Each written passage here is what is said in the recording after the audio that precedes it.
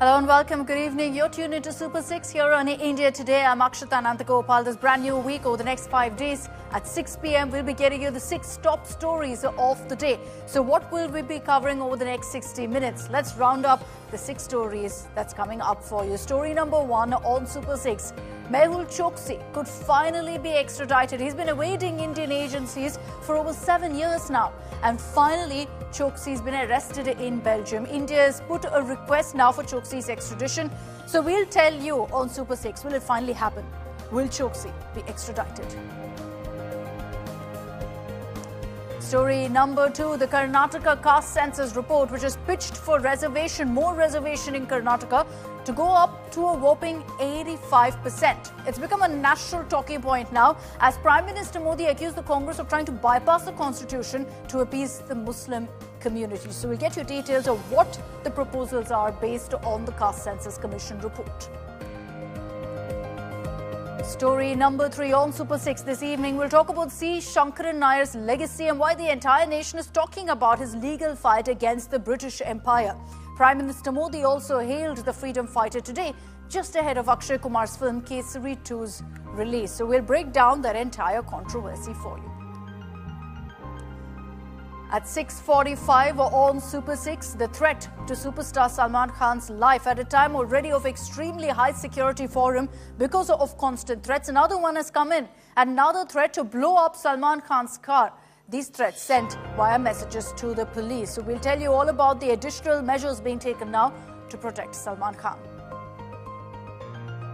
Story number 5. History will be scripted in just about an hour from now as 6 women in an all-women space crew will blast off. The likes of Katy Perry and Jeff Bezos' fiancée, Lawrence Sanchez, are a part of this mission where they'll spend in all about 4-5 minutes in space. The whole mission, just about 10 minutes.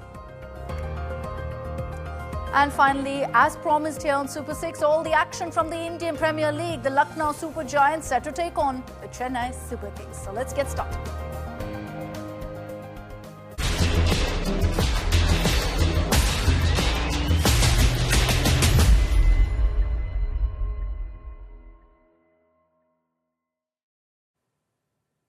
Seven years since Mehul Choksi fled India after perpetrating the biggest financial fraud ever on Indian soil, he could finally be brought back. A glimpse of hope that we're seeing of a financial villain perhaps being brought back to India. Just days after Tahavur Rana, Mehul Choksi, another wanted criminal, could be extradited to India in a matter of days. Choksi has been evading agencies to 2018, living comfortably in Antigua, is now in custody, arrested in Belgium. So how was Choksi arrested? Well, he's been chilling in Antigua and Barbuda since 2018, but using his wife's citizenship in Belgium, moved there claiming he needed to be treated for his blood cancer. And these are the latest images from a few months ago in which you can see he's wheelchair bound. So immediately India swooped in because from Antigua, where he was a citizen by investment, so couldn't be touched, he moved briefly to Dominica. There also he was arrested because he didn't have papers. So went back to Antigua and then was in fact in Belgium. Now, as soon as he was in Belgium, India swooped in, requesting Belgium to arrest Choksi, citing the 2 non-bailable warrants against him. He's now in a prison, arrested from a hospital on April 12th while he was undergoing treatment, and he's already filed a bail plea, which will be heard in a week. That means that India has a 7-week head start to push for extradition. And considering India and Belgium have a mutual extradition policy, it seems like this time the agencies will actually be able to bring him back. Choksi's legal team has been claiming he's unwell and so can't travel. India's rejected this excuse, highlighting how the diamond heir has travelled only recently from Antigua to Belgium. How is that possible if he's so unwell that he can't travel?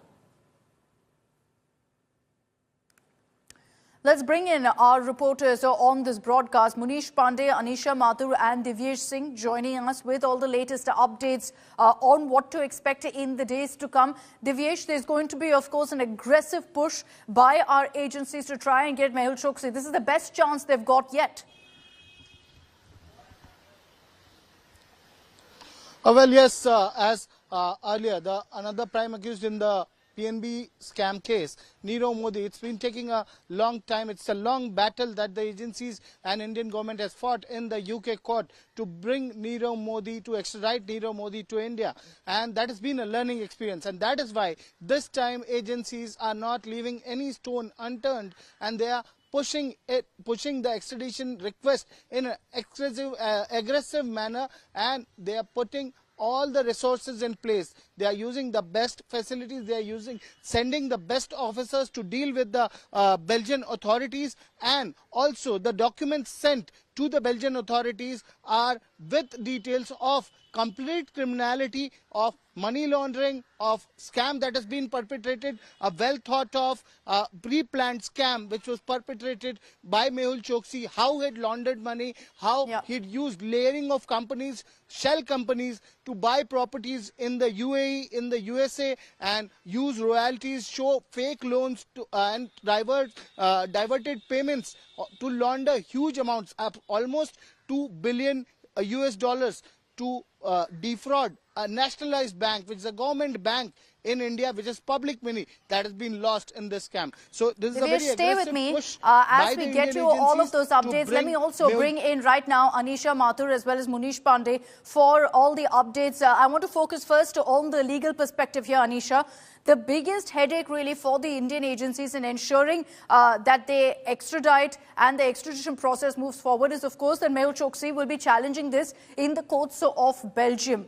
He's essentially going to do it on health grounds. So will that hold good against the Indian agency's argument that this is a wanted man from 2018 who's been on the run? Well, Akshita, this is going to be a very complicated and very tough legal battle for the Indian authorities to fight. Now, remember, the biggest problem will be whether Mehul Choksi's legal team, not that whether Mehul Choksi has a case, but how long can he keep the case pending before the courts. Even in India, the petitions by the ED to declare him a fugitive economic offender have been pending for the last 7 years. We've seen in other cases where the legal process will have to be followed before Belgium will be able to extradite Mehul Choksi to India. The bail plea that is being filed by his lawyers that they've talked about, they've said that they are going to raise the medical issue. He is undergoing treatment for blood cancer. And if that is correct, if this medical treatment can be proved, if they can prove that his medical treatment in Belgium or anywhere else in Europe is necessary to maintain his health, to ensure his basic human rights, then the battle will be very, very tough. Even if they can't immediately get bail, the Indian authorities will still have to deal with the extradition process itself, because even though there is a treaty, Mehul Choksi will have the opportunity to go before the Belgian courts to argue his case with regard to his medical condition, to argue his case that he's not in fact a fugitive. And that is one point his lawyers have been making again and again, that he has a bad medical condition. He's offered to join investigation on via video conferencing. Therefore, the extradition process will have to be very well fought by the Indian authorities to ensure that he's actually brought back to face justice in India, and it does not get tangled up in the process in Belgium. Back to you. Okay, just stay with me, Anisha. Let's play out also for our viewers what Choksi's legal team has had to say really about these developments and the fact that he's now been arrested in Belgium. But all I can say is that he has been arrested, and it's a client-attorney privilege communication. Other details I'll not be able to give you, but this I can confirm that yes, my client has been arrested. He is in prison at the moment, and the legal remedy that we have is that we'll be filing an appeal, and there we'll be making a request that he should be released and he should be permitted to contest his case without being in custody. Were the grounds of the arrest explained to him during the time of the arrest? If so, what grounds has he actually been arrested? It's a procedure. It's a procedure. All details are yet to come to me. So at the moment, I'll not be able to divulge all the details. Are you planning to challenge his arrest and ask for bail? There the procedure is that the extradition request itself is challenged, the process is challenged by filing an appeal, and during that appeal you make a request there that my client should be permitted to contest the same without being in custody because he's not a flight risk and because of his medical condition. So are you planning to apply for bail as well? That's a request made. This is not technically called bail. That's a request that you made when you file an appeal. I want to bring in Munish Pandey also, who tracks the agencies for us very, very closely to get us a sense of really what the strategy is right now for the ED, the CBI, who will be looking to get Mehul Choksi in their hands to take forward their proceedings and investigation. And Munish, this is the best chance that they have. The agencies, I'm sure, also recognize that. What exactly is the communication that they've put forth to Belgian authorities? The successful part one of their mission, which is to get him arrested, has been done already. Well, Akshita, the Indian agencies, both the CBI and the Enforcement Directorate, they are seeing this opportunity as the golden chance to get Mehul Choksi, because remember, here we are talking about a person who has been playing this hide-and-seek game from last 7 years, and he has played it successfully. Just before the Central Bureau of Investigation lost the FIR in the PNB scam case, he fled just a week before that. Before the Indian authorities could, request the US authorities to arrest Mehul Choksi, he fled from there also. Before the Indian agencies can, even track him to any other country, he surrendered his Indian citizenship and he hid himself in a country which is Antigua, from where the extradition was extremely difficult. So he has, smartly played his card as far as evading the Indian agencies are concerned. But this time the Indian agencies are, looking for this window where he cannot be he could be extradited to India, and that is why, recently a request was made to the Belgium authorities. The documents, the charge sheet against Mehul Choksi that was shared with the Belgium authorities, and based on those evidence and documents, the India, is hopeful that this time at least they will get a hearing in the Belgium court where they will put in a request that at least we should proceed with extradition process. Once that process starts, it means that Mehul Choksi will have to remain in jail for some time. Second important aspect is going to be he won't be able to travel to Antigua, and then Indian agencies will be hopeful that he could be extradited back to India in next 3-4 years. That is going to be a long, legal hurdle for Indian agencies. But Akshita, it is going to be very challenging also, because what we have seen, Mehul Choksi is loaded with money. He will spend crores and crores of rupees on getting the best of the lawyers in Belgium, and he will try to secure bail to get out of jail in Belgium on the grounds that, one, he is unwell. Second, if he is sent to India, then he will not get better treatment, and third, and the most important, going to be that he is ready to cooperate with the investigative agencies, but at this condition he won't be travel back to India.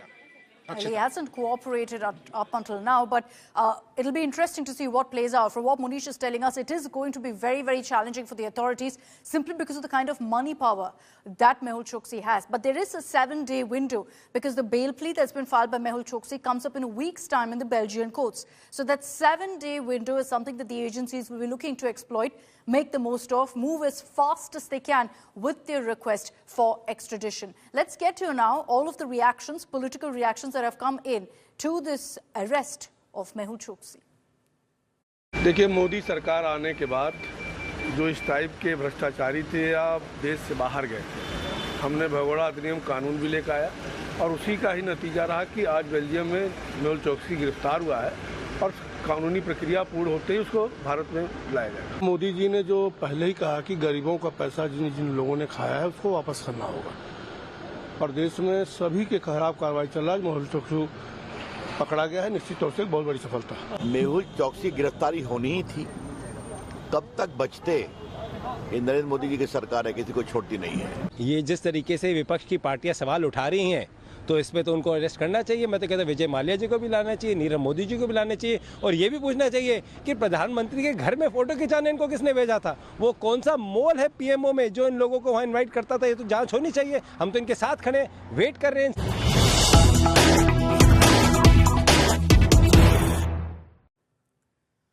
News break coming in that Indian officials now are all set to travel to Belgium for the next hearing in the Mehul Choksi case, which could happen sometime next week.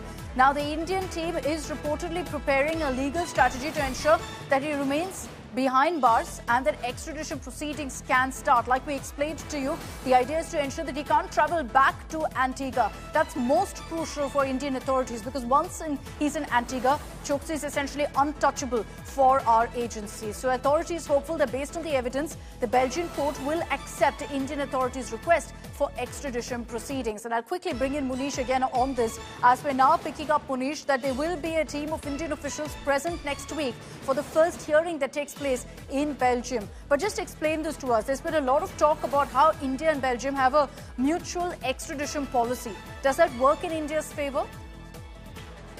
Well, certainly as far as legal aspects are concerned, Akshita, this will work in favor of India. But as far as Belgium is concerned, Akshita, we need to remember that when the relatives of Nirav Modi and Mehul Choksi were earlier spotted by the Indian agencies, and the request was made in year 2019, 2020 and 2021. The Belgium authorities were not very cooperative at that point of time. The only difference is that the relatives of Mehul Choksi and Nirav Modi, against whom the Indian agencies sent the request at that point of time, they were Belgian residents. They were Belgian citizens, and that is why the request was not in favor. The request was not, in favor of India at that point of time. Here, Mehul Choksi is an Antiguan citizen, and that gives India some advantage. But as far as the strategy of India is going to is concerned, Akshita, remember there is a two-point strategy. One is the legal strategy, and second is the diplomatic strategy, because any extradition is possible only when you can prove the case beyond doubt before the court in that country. And second, it is also dependent on the diplomatic channels, the diplomatic relationship between both the countries. And what we have been given to understand is that the officials from the Enforcement Directorate as well as the Central Bureau of Investigation, they will be reaching Belgium to prepare the legal strategy why Mehul Choksi should not be given bail, why the extradition proceedings will has to start in Belgium court. At this very same time, there are diplomatic channels which have been opened between the Indian authorities and Belgium authorities, and these diplomatic channels will be talking about why Mehul Choksi should be sent back to India as soon as possible. Akshita. You know, from what you've all been telling me, Munish, you know, we're all very optimistic, of course. After Tavur Rana, it could be Mehul Choksi, that he could be extradited very soon.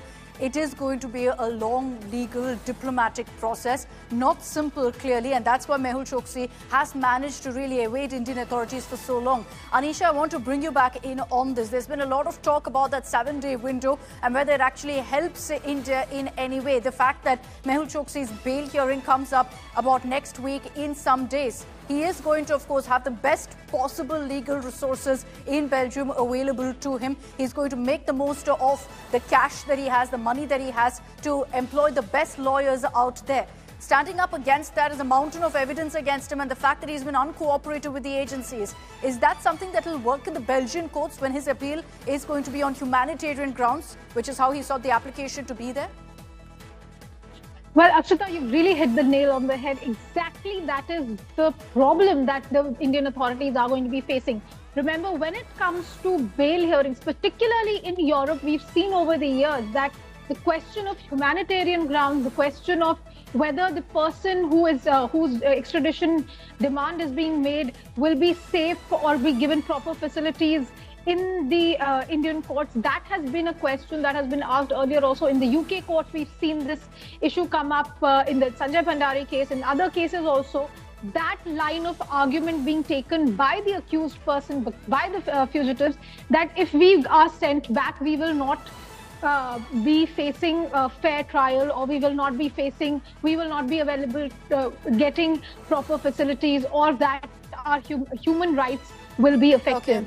Now, India will have to very carefully counter those arguments, especially since his Choksi's lawyers have already taken this ground regarding his cancer treatments, regarding his current medical condition. It is going to be a long legal battle. This is something we need to remember, that the next 7 days is time for our authorities to get a legal strategy in place to find the best lawyers to represent our country if we are given a chance in this procedure to argue in the court.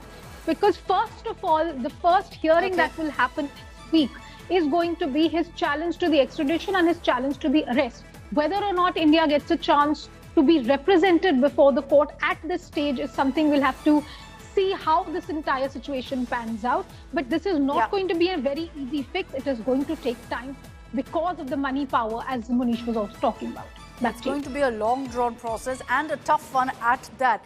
At best, India will be hoping to ensure that he remains in Belgian custody and at no point is allowed to move back to Antigua. That'll be the worst case scenario for us. But why is it so crucial to ensure the arrest and extradition of Mehul Choksi? 2018, I will take you back to 2018, which is when the Punjab National Bank scam came to the fore. This man, Mehul Choksi, is accused in that scam along with his nephew, Nirav Modi, who, remember, is in a London jail currently. Mehul Choksi and Nirav Modi have pulled off the biggest financial fraud this country has ever seen. We recap for you what are the allegations against Choksi and Nirav Modi.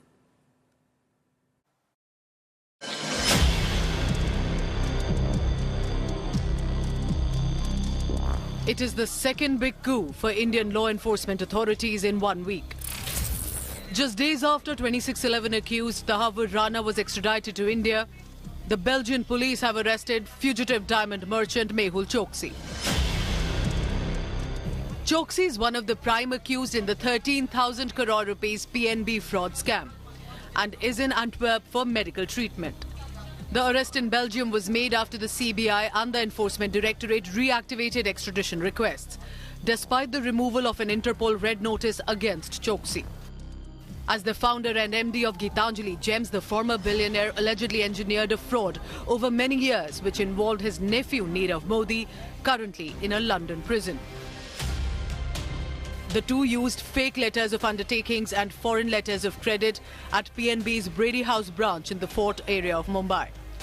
This was done in collusion with rogue employees of the branch. The financial documents were used to raise credit from overseas banks. Along with Nirav Modi, guarantees worth 11,400 crore rupees were raised to get loans. The funding, instead of being used for importing goods like pearls as claimed, were allegedly diverted and laundered. According to reports, the SWIFT network used across the world for online transfers was gamed by officials to keep the bank in the dark. However, the 65-year-old businessman has remained a step ahead of the law. He purchased citizenship of Antigua and Barbuda in 2017, a year before the scam came to light. The West Indian Islands do not have an extradition treaty with India. He fled the country on the 2nd of January 2018, just days before the scam broke. In 2021, Choksi was arrested in Dominica, allegedly while attempting to flee to Cuba by boat. Authorities deported him back to Antigua, though rejecting India's extradition demands. In March 2023, India suffered yet another blow with the Interpol revoking the notice issued against Choksi. In 2024, Choksi moved to the diamond capital of the world, Antwerp in Belgium. This was for the treatment of his blood cancer. He later secured permanent residency of Belgium. That did not stop Indian authorities from seeking his extradition again in an appeal which was heeded by the Belgian authorities and led to detaining him. Meanwhile, reports say that Choksi's bail application hearing will take place at least after 1 week, which gives India crucial headroom to prepare not only a legal case but a diplomatic one as well. Bureau Report, India Today Television. Mehul Choksi has finally been arrested in Belgium. Process is on to try and ensure his extradition. Now, while we've given you a recap of what really happened in 2018, it's not just Choksi, but his entire family that's in one way or another involved in this scam. And let's break that down for you. Choksi is the son of Chinubai Choksi. So he essentially inherited the entire jewelry business that he's involved in. Mehul Choksi is married, of course, to Preeti Choksi, who's a Belgian national. That's how he managed to get entry and residency. He's got a brother also, Chetan Choksi, who's also under investigation. Take this quickly back to Preeti Choksi, who, remember, is also involved in this case. Offshore shell firms. Money was routed with some of the firms that were named to her. Then you've got Nina Seth, an aunt who's linked to Voyager brands. Nirav Modi is, of course, the nephew of Mehul Choksi. He's a prime accused currently in a London jail. It's not just Nirav. Nirav's brother, Nehal Modi, again a nephew of Mehul Choksi, has been accused of laundering, accused of evidence destruction as well. So many of the names that come up in this family were involved in the family business and also involved in the racket on the financial fraud, money laundering, corruption. There are multiple allegations against each of them. Mehul Choksi's children themselves live abroad. They're involved in different companies and they're not named directly in this particular case. But we spoke about Preeti Choksi, Mehul Choksi's wife. How is she involved in this entire case? Offshore firms. So the money trail of the proceeds of crime linked her directly in this entire case. How exactly? Well, she is in fact the owner of a company called Hillington Holdings Limited. Now, there are several names that you see here. One is UAE-based Gitanjali Group. As you know, Mehul Choksi was the MD of Gitanjali Group. This was a dummy company, UAE-based Gitanjali Group, dummy company, of which 600,000 dirhams was transferred. Now, another dummy company is Gold Hawk DMMC. 3 immovable properties again in the United Arab Emirates worth crores was again attached to this particular company, found to be a dummy company. Then you had Magnus Consultancy, another dummy company. What was the point of all this? Well, essentially money would be routed by Preeti Choksi through this company which she claimed to own. It would be spread across, as we've showed you there, money being transferred, property being linked, and then all of it would directly go to Mehul Choksi, who is the actual controller and owner. This is, in fact, what we've picked up from our sources in the Enforcement Directorate, who've explained to us that this is how proceeds of crime was transferred to Mehul Choksi repeatedly. So there's an investigation against Preeti Choksi as well. She's wanted too for being a part of these entire shell companies, offshore money laundering entities. Now, what's important to highlight here is that the reason we're talking about Mehul Choksi's arrest, extradition right now, and the fact that he's been arrested is because India actively has been following up on where Choksi is. Essentially, Mehul Choksi used his wife's Belgian documents, the fact that she's a Belgian national, to get this residency card. There are 2 types of residency in Belgium, F and F+. What Mehul Choksi got was F residency, which is residency as spouse of citizen. But here's the catch. Mehul Choksi actually gave fake documents to ensure that he secures this residency. Why fake documents? Because he's a citizen of India. He's also a citizen of Antigua. And so to go ahead and get residency in Belgium would have been difficult. So he put out fake documents that didn't reveal these details. Choksi then also applied for a PR card, F1 residency that I was referring to, F+ rather. Choksi applied for a PR card in Belgium. But the moment this application went through, India immediately swooped in and alerted Belgium against Choksi's application. They cited the fact that he is a citizen of India, that he hasn't given that up. He's a citizen of Antigua, hasn't given that up either. So they essentially showed the spotlight on how he was trying to pull off another fraud in Belgium. Essentially, the reason India did this is because if he gets that PR card, it makes extradition extremely difficult, much like what we've been seeing in Antigua, where India has not been able to pull out Choksi. If he gets a PR card in Belgium, again, impossible for India to step in. So after India alerted the Belgian authorities that, look, this man has submitted fake documents, Belgium immediately shot down Choksi's request for a PR card. And that was the biggest setback for him because he was counting on using that to then go to Switzerland as well. And let me bring in Divyesh Singh for more on that. Divyesh, it was because of immediate intervention by Indian authorities that Mehul Choksi didn't get away. It would have been near impossible for us to nab him if he got that PR card, that F+ residency, citizenship in Belgium, and then went to Switzerland. Well, yes, Akshita, I'll just like to break this on the bulletin. We've just got hold of a document. I would like to show it over the screen. This is the medical certificate which reads as that Mehul Choksi suffered from leukemia and is unable to move till August 31, 2024. And after that, after that particular period, he can move from his residence. Now, this is an exclusive document which India Today has got hold of, and this same document was submitted in a Mumbai court as well, where fugitive economic offenders proceedings were going on against Mehul Choksi. Now, this is the document from an Antwerp hospital where Mehul Choksi is undergoing treatment right now, or was undergoing treatment before his arrest. This is the same doctor. This is from the same hospital. It reads as medical certificate, and Mehul Choksi is undergoing treatment for leukemia, and he cannot. There's no 100% movement of him till 31st of August 2024, which was challenged by the Enforcement Directorate, and citing this document as fake and fictitious, that the doctor allows him to move outside his residence but not outside the country. ED had challenged, and ED had sent the extradition request to Belgian authorities. Following that request, he has been arrested. Again, the details regarding his residency permit, which he has got through his spouse Preeti Choksi, has also been challenged, stating that he has not renounced his citizenship in India, he has not renounced his citizenship in Antigua. Then how can he get a residency citizenship in Belgium? So that also he has made use of fake and forged documents, and this all has been taken into consideration by the Belgian authorities, who have placed him under provisional arrest. Akshita.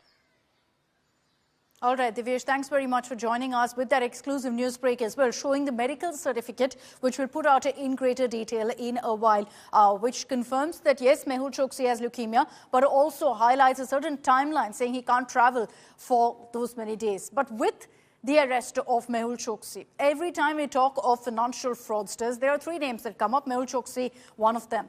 What about the others? Let's get you a quick status check about them as well, because there's been a growing chorus for them to be extradited. One of those is Vijay Mallya, bank looter number one, currently, in fact, in the UK, out on bail, accused of willfully defaulting on loans up to 9,000 crore rupees. So there have been attempts to bring him back as well. Nirav Modi, Mehul Choksi's nephew, bank looter number two, accused of cheating the Punjab National Bank of 6,498 crores.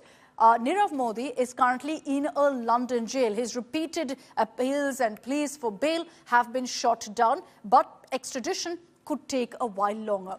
Then you have Mehul Choksi, accused in the same scam as his nephew Nirav Modi, accused of defrauding the Punjab National Bank of 13,000 crores, arrested in Belgium. We'll have to see if it's extradition next. These are the three men wanted in India, synonymous with financial fraud, all abroad currently, who India is pushing for extradition. We seem to be a step closer to at least getting this man back. Let's put the focus really on the Karnataka Caste Census showdown. Now, you had a commission submitting a report which will be taken up by the state cabinet on 17th April. If implemented, this proposal could raise total reservation in the state to 85%. That's right, Karnataka could see reservation right up to 85%. And this, of course, will see a rise in quota for OBCs as well as for Muslims. But even before the meeting, a political showdown has erupted as the Congress accused the BJP of opposing any form of census or survey aimed at empowering SC/ST communities. But today, you had Prime Minister Modi also accusing the Congress of snatching OBC quota benefits and handing them over to the Muslim community. And therefore, he said that the Congress has betrayed the SC/ST OBC communities. Now, there is a huge divide in Karnataka over all of this talk of a caste census and a rejig of the reservation.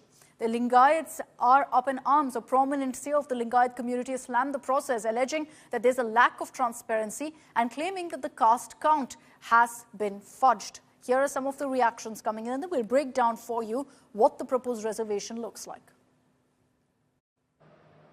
अभी आपने भी समाचारों में सुना होगा, कर्नाटका की कांग्रेस सरकार ने टेंडर में भी अब SC/ST OBC के अधिकार छीन करके धर्म के आधार पर आरक्षण दे दिया, जबकि संविधान में बाबा साहब आंबेडकर ने साफ साफ शब्दों में चर्चा में कहा था कि संविधान में कतई धर्म के आधार पर आरक्षण की व्यवस्था नहीं की जाएगी। और हमारे संविधान ने धर्म के आधार पर आरक्षण के लिए प्रतिबंध लगाया हुआ है। साथियों, कांग्रेस की तुष्टीकरण की इस नीति का बहुत बड़ा नुकसान मुस्लिम समाज को भी हुआ है। कांग्रेस ने सिर्फ कुछ कट्टरपंथियों को ही खुश किया है, बाकी समाज बेहाल रहा, अशिक्षित रहा, गरीब रहा। First of all, whether state government has powers to do this caste census. Secondly, there are a lot of differences within the ruling Congress government. Lot of cabinet colleagues, cabinet ministers, they themselves have expressed displeasure regarding this caste census. So let's wait and watch, because this issue has been discussed on umpteen number of occasions by Chief Minister Siddaramaiah himself. 17ನೇ ತಾರೀಕು ಅದಕ್ಕೋಸ್ಕರ ಚರ್ಚೆ ಮಾಡಲಿಕ್ಕೋಸ್ಕರ cabinet meeting ಅದೊಂದೇ subject ಇಟ್ಕೊಂಡು ಕರೆದಿದ್ದೀವಿ. ಅಲ್ಲಿ ಚರ್ಚೆ ಮಾಡ್ತೀವಿ. ಚರ್ಚೆ ಮಾಡಿದ ಮೇಲೆ ಮಾತಾಡ್ತೀವಿ. BJP has always been in the habit of opposing any census or any survey that might empower the backward classes or the scheduled castes or the scheduled tribes.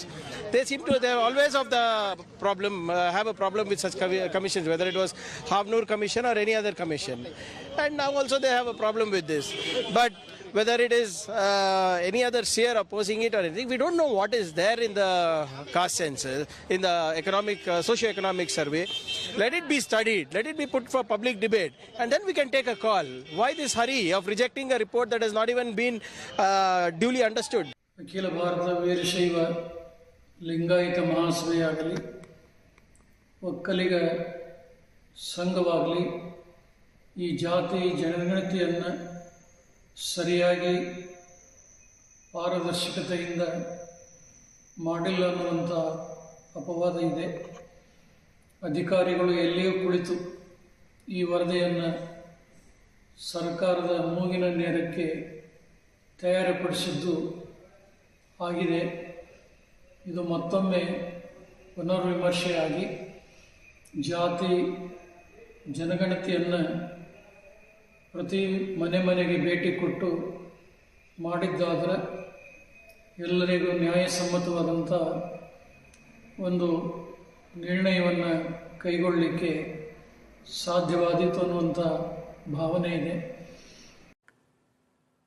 So what exactly is the proposal with regards to the reservation in Karnataka based on what the Caste Census Commission has put forth? Let's break it down for you. What the changes will be. The current OBC quota stands at 32%. What in fact the Commission has recommended is that amount be increased and be made 51%. So for OBCs from 32%, the Commission says let's bring it to 51%. Muslim quota. Now, this commission has also referred to population numbers and says that the Muslim quota numbers also have gone up. So from 4%, it's gone up to 8%. This is a proposal, mind you, which the commission has put forth. So this makes the total proposed reservation in Karnataka, if the recommendations are taken forward by the Karnataka cabinet, it will be a whopping 85% because of the increase in the Muslim quota, because of the increase in the OBC quota as well. 85% will be the reservation in Karnataka if their suggestions are taken forth. So what's the reason the panel has given for proposing that there be such a big rise in the OBC quota and a double in the Muslim quota as well? Well, they've said that the population of backward classes in Karnataka is at nearly 70%. And so they're saying that number has grown, but the reservation percentage, the quota, hasn't grown. According to the panel, half of the population in Karnataka is not covered by reservation. So they're saying that changing those numbers from a 32% to 51% and from a 4% to 8% will ensure that this equitable distribution of benefits, which according to the panel, the commission, isn't happening right now. It's these three reasons that have been stated by the Karnataka Caste Census Commission to say that, look, we need to change the reservation right now, in which case a state like Karnataka could see 85% of reservation, and then it's a whole other debate whether it will stand the scrutiny of the courts. All right, let's get you details now of the Prime Minister's message on freedom fighter C. Shankaran Nair. You must have heard of his name by now. He's been making headlines so many decades on after what he contributed to the nation. Remember, he had fought a legal war against the British Empire after the Jallianwala Bagh massacre. Speaking in Yamunanagar of Haryana, Prime Minister Modi praised Nair's endeavour to seek justice for civilians killed on the orders of British General Dyer. Prime Minister Modi said every child in Punjab, Haryana and Himachal must know about Shankaran Nair. Important to highlight that this message from the Prime Minister, and there's been a lot of politics over this, it's coming at a time when the film Kesari 2 is based on Shankaran Nair's legal fight against the British and will be releasing very soon.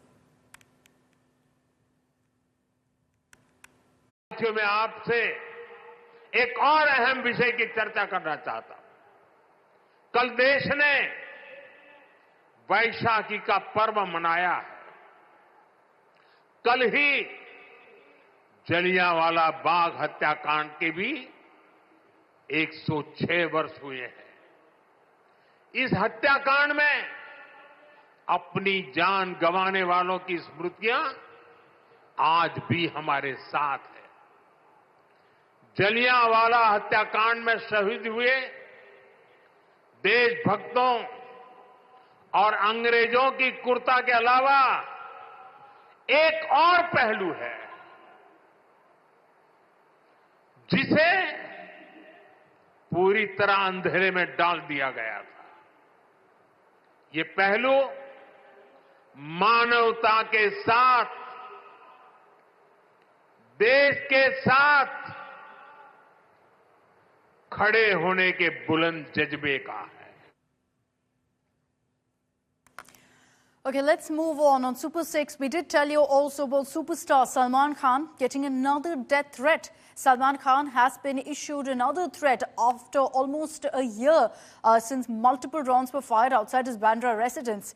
This time, the threat came via a WhatsApp message. It was sent to the Mumbai's Transport Department in Worli, warning of killing the superstar by entering his house. And then the message also warned that his car will be blown up with a bomb. Following the incident, a case has been registered against an unidentified individual at the Worli police station.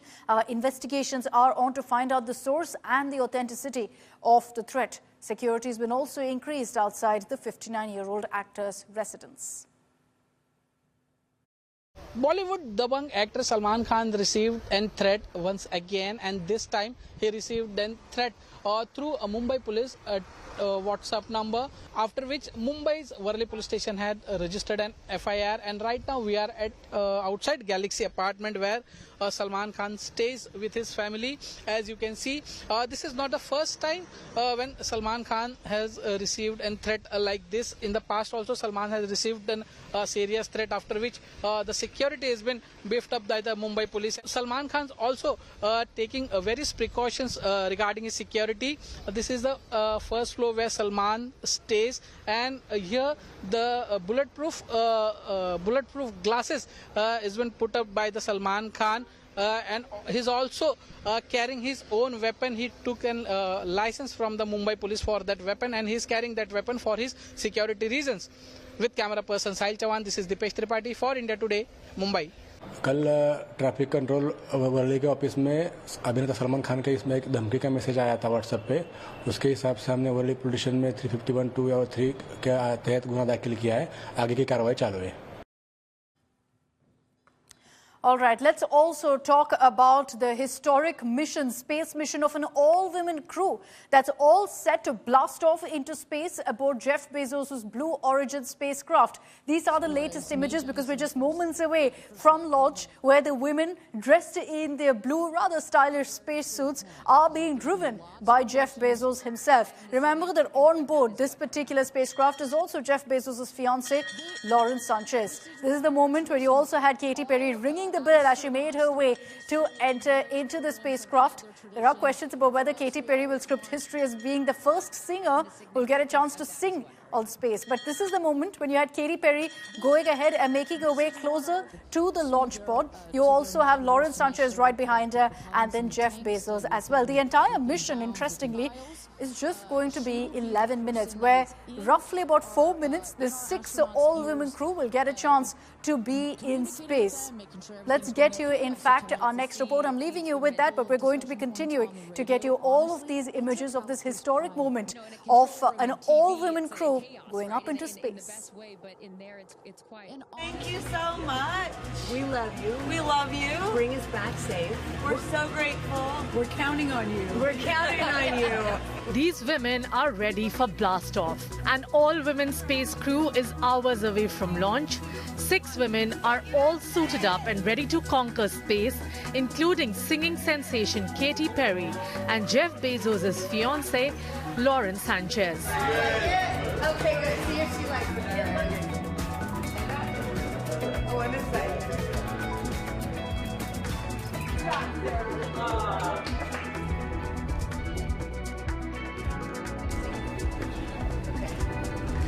Well, they're comfortable. Okay, that's for sure. The 6 women's squad will be on board Bezos' Blue Origin spacecraft and will spend about 10 minutes in space. Joining Katy Perry and Lauren Sanchez are journalist Gail King, former NASA scientist Aisha Bowe, civil rights activist Amanda Nugent, and movie producer Carrie-Anne Flynn. These superwomen have been based in Texas for the last few days for their space training, as they are all set to script history as the first all-women crew. The last time an all-women squad was in space was actually a solo mission by Soviet-era cosmonaut Valentina Tereshkova in 1963. Singer Katy Perry has expressed excitement as she's been counting down on social media to this moment. We have been training in for the last few days. Here I am. Seat number 2. My mom calls me 2 nicknames: Feather and Tortoise. What are the chances that I'm going to space on a rocket in a capsule with my symbol, the feather, called Tortoise? Okay, I'm gonna show you the capsule that we... Perry also showed us a glimpse of the capsule she and the rest of the all-women squad will be traveling in. Seat number 2. This is my call name, Feather. Here on the New Shepherd. I think I'm gonna sing. I'm gonna sing a little bit. I gotta sing in space. Looking dashing in their blue spacesuits, which has been designed by renowned designer Mons, the women are all set to jet off. Each seat on board a Blue Origin spacecraft reportedly costs a whopping $150,000 deposit per seat. The NS-31 mission will last around 11 minutes, reaching a height of approximately 65 miles above Earth. Although they won't technically enter orbit, they will surpass the Kármán line, the internationally recognized boundary between Earth's atmosphere and outer space. Bureau Report, India Today.